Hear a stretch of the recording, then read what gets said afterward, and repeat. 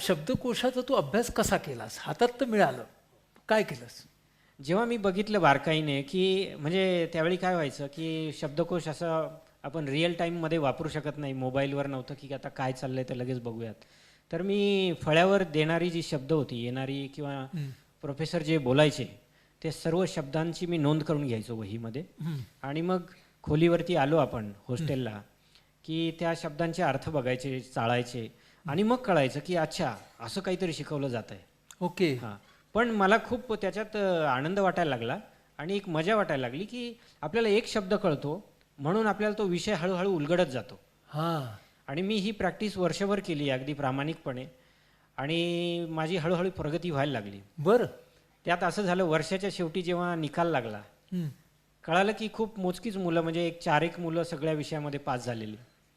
म्हटलं आपला नंबर परत माझ्या आशा मालवल्या की आपण याच्यामध्ये काही नाही आहोत. परंतु मलाही त्याचा धक्का बसला आणि माझ्या मित्रांनाही की मी तिथे अव्वल आलेलो होतो. अव्वल आला होतास म्हणजे त्या 4 जणातला पहिला होता. पहिलं. बर. म्हणजे तू आणि- खरंच डिक्शनरीचा अभ्यास फार चांगल्या पद्धतीने केलास. मुळात म्हणजे खूप मॅजिकल गोष्ट आहे म्हणजे ही डिक्शनरी जी की आपल्याला एक वेगळ्या विश्वात घेऊन जाते. म्हणजे डिक्शनरीने तुला फक्त शब्दांचे अर्थ नाही तर आत्मविश्वास सुद्धा शिकवला. आत्मविश्वास दिला. मुळात हा आत्मविश्वास मला वाटतं भाषेपेक्षा म्हणजे कुठल्याही व्यक्तीला आपण एखादी गोष्ट करू शकतो हे ज्यावेळी कळतं आणि तो जो आत्मविश्वास वाढतो त्याच्याने तो नवीन काहीतरी करण्यासाठी धडपडतो. बरोबर. पण तो त्यावेळी आत्मविश्वासासह त्याचं धडपडणं असतं. Correct. मला वाटतं ते जास्त गरजेचं आहे. हां. जेव्हा हा निकाल लागला हं.